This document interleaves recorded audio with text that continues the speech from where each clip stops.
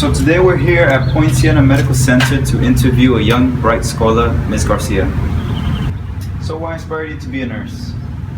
Really since I was young. I was 5 years old. My grandma, she had cancer. And, I was little, I didn't really know what cancer was. My father didn't want to tell me just to not worry me. But he did tell me something. He said, your grandma's sick. She needs to, be taken care of, be loved. We always want to make sure, she has a good time. It was never like a for sure date that she was gonna leave this world, so I was, really, scared of it. So I just, ever since then, I always wanted to take care of her, make sure I bathed her, gave her her medication, she ate good. A lot of really crazy things happened. So, ever since then, I wanted to be that. I wanted to be the person to help somebody. And it started off with my grandmother, and it was, I think, the best choice I've made. Yeah. So when did you initially begin to pursue the education for to become a nurse?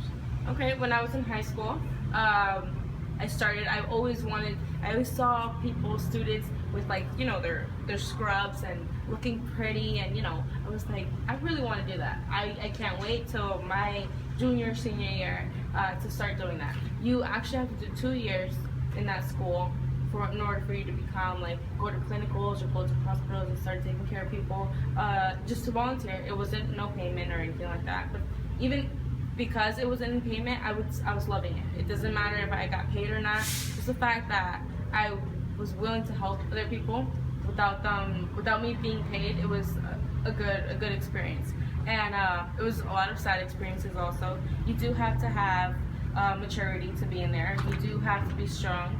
You can't show them your weakness, and you have to love what you do. If not, then there's no point of you just being there for me. You're not gonna make it. Okay. And how many years did you go to college? I went to college for 4 years.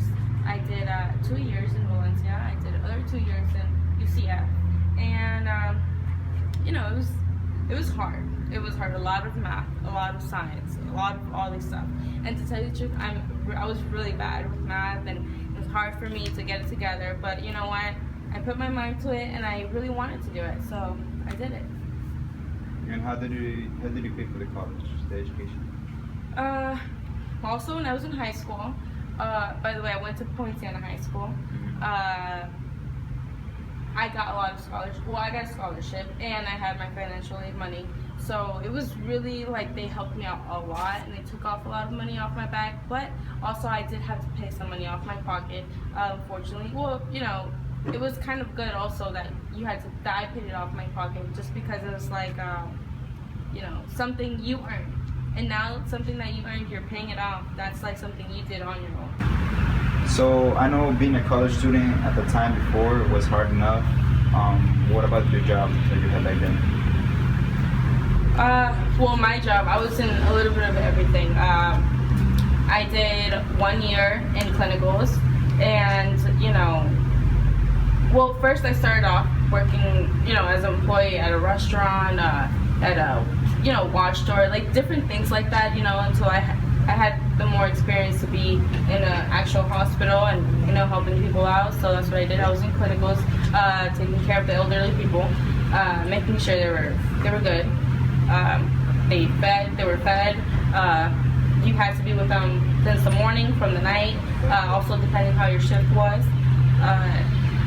Making sure that they took showers, that they took medications, that they were happy. No matter what, they were happy. You had to make them, not that you had to, but it's just within you want to make them happy. So that's why I say you had to make them happy.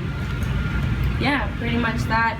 And then that's it. Ever since then, I just started working. It was a struggle. It was a struggle working and having, to go to school, but I didn't give up. All right, throughout your whole career, was there a moment that you just wanted to give up and not doing anything anymore, or? No, none at all. There was a lot of tough times that you had to go through, of course, yes, but it's never a give up if you have a passion for it. So I really went for it. It wasn't nothing like, oh, I don't want to do this. Oh, I have to wake up at this time. No. It was more of all right, put on my scrubs, get it together, and do my job. That's exactly it. Based on what you know, what does it take to become a nurse?